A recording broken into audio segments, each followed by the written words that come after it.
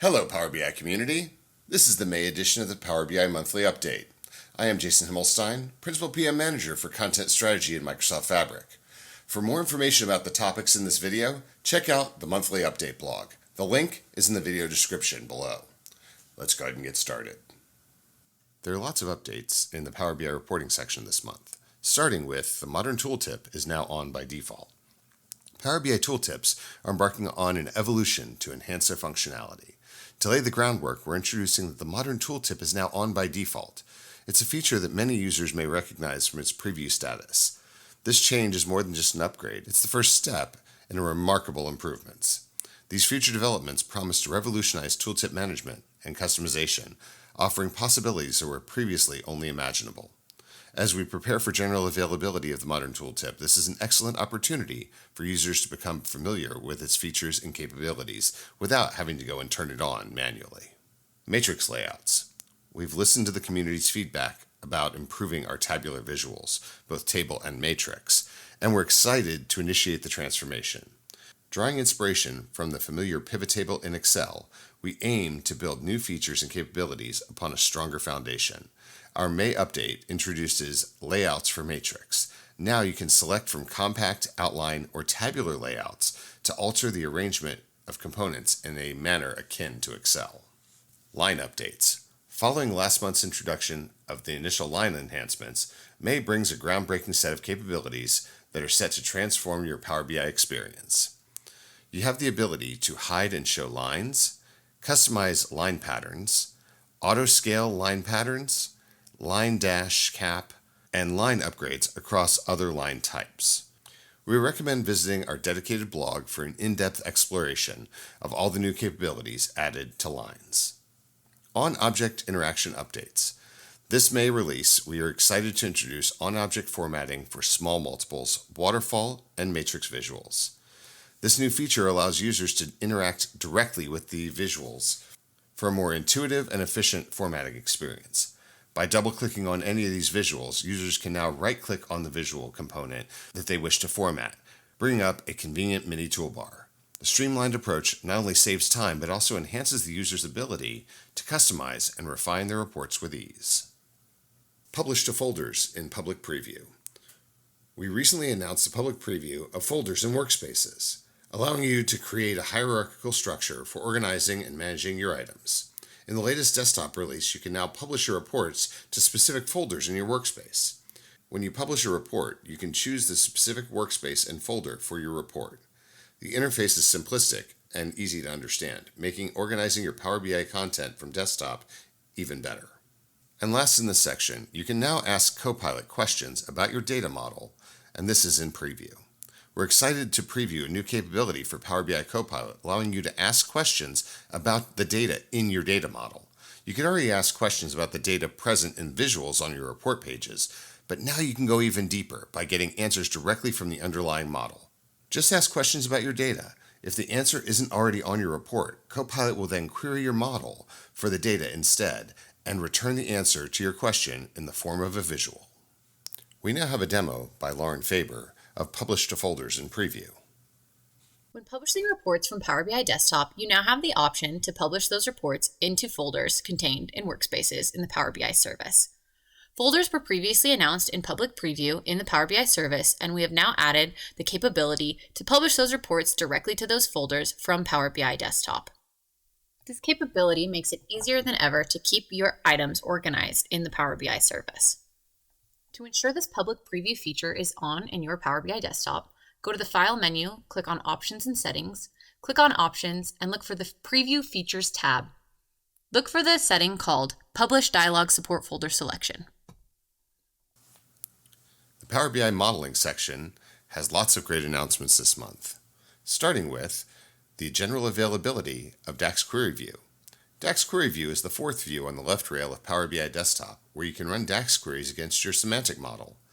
DAX Query View comes with several ways to help you be as productive as possible with DAX queries.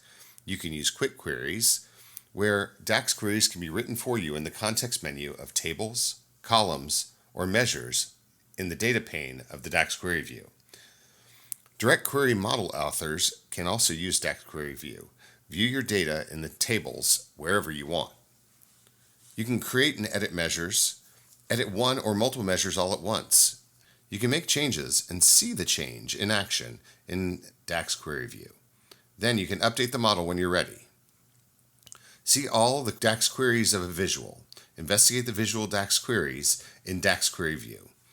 You can write DAX queries in DAX Query View using IntelliSense, formatting, commenting and uncommenting, and syntax highlighting, and additional professional code editing experiences such as change all occurrences and block folding to expand and collapse sections. DAX Query View also includes an inline Fabric Copilot to write and explain DAX queries, which remains in public preview. This month we've made the following updates. We give you the ability to run a DAX query before you keep it. Previously, the Run button was disabled until the generated DAX query was accepted or Copilot was closed. Now you can run the DAX query, then decide to keep or discard that DAX query. You can now build DAX queries conversationally using Copilot. Previously, the DAX query generated was not considered if you typed additional prompts. You had to keep the DAX query, select it again, and then use Copilot to adjust it. Now you just simply adjust it by typing additional user prompts. This month we introduce the redesigned Manage Relationships dialog in Power BI Desktop. To open the dialog, simply select Manage Relationships button in the modeling ribbon. Once it's opened, you'll find a comprehensive view of all your relationships, along with their key properties, all in one convenient location. From here, you can create new relationships or edit existing ones. Ever since we released composite models on Power BI Semantic Models and Analysis Services, you've been asking us to support the refresh of calculated columns and tables in the service. This month, we have enabled the refresh of calculated columns and tables in the service for any direct query source that uses single sign-on authentication. This includes sources you use when working with composite models on Power BI Semantic Models and Analysis Services. We're also excited to announce the general availability of Model Explorer in the model view of Power BI, including the authoring of calculation groups. Semantic modeling is even easier with the at-a-glance tree view with item counts, search, and in-context paths to edit the semantic model items with Model Explorer. We have updates in the Power BI data connectivity area. We're happy to announce that the Oracle Database Connector has been enhanced this month with the addition of single sign-on support in the Power BI service with Microsoft Entra ID authentication. We're also pleased to announce some new and updated connectors in this release. There is a new OneStream Power BI connector, a new Zendesk data connector, a new CCH Tagatic connector, and an update to the Azure Databricks connector. Reports in OneDrive and SharePoint with live connected semantic models. Last May, we announced the integration between Power BI and OneDrive and SharePoint. Previously, this capability was limited to only reports in import mode. We're excited to announce that you can now seamlessly view Power BI reports with live connected data directly in OneDrive and SharePoint. When working in Power BI Desktop with a report live connected to a semantic model in the service, you can easily share a link to collaborate with others on your team and allow them to quickly view the report in their browser. Let's go ahead and take a look at a demo of this functionality. When a report is shared with you via OneDrive or SharePoint, you can easily access that report directly from your browser with data that is live connected to semantic models in the Power BI service. This makes it easier than ever to have access to your reports from where you already work. Next, we have the Power BI service. Storytelling in PowerPoint. Image mode in the Power BI add-in for PowerPoint. While you told us that you appreciate the ability to limit the image view to only those who have permissions to view the report, you asked for changes to the public snapshot mode. To address some of this feedback we got from you, we've made a few changes in this area. Add-ins that were saved in public snapshot can be printed and will not require you to go over all the slides and load the add-in for permissions check before the public image is made visible. You can use the Show as Saved Image on add-ins that were saved as public snapshot. This will replace the entire add-in with an image representation of it, so the load time might be faster when you're presenting your presentation. Updated notifications. Many of us keep presentations open for a long time, which may cause the data in the presentation to become outdated. To make sure your slides have the data that you need in them, we've added a new notification that tells you if more up-to-date data exists in the Power BI service and offers you the option to refresh and get the latest data from Power BI. Power BI Mobile. We strive to make the Power BI mobile app as accessible as possible for everyone. That's why, in this month's update, we've added the Show Visuals as Table view to all reports. Use this feature to instantly view all the visuals, excluding slicers, cards, and non-data-driven visuals, in your report as table visuals. This feature enhances the consumption experience for users who rely on accessibility screen readers by allowing them to read the underlying data presented in each visual.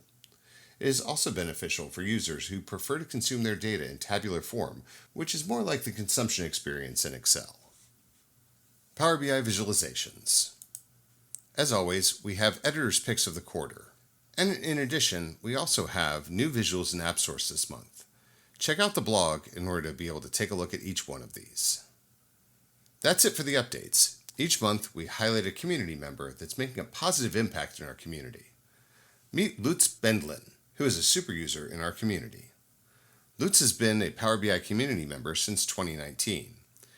He's received over 6,000 kudos, authored 4,000 solutions, and has over 30,000 replies.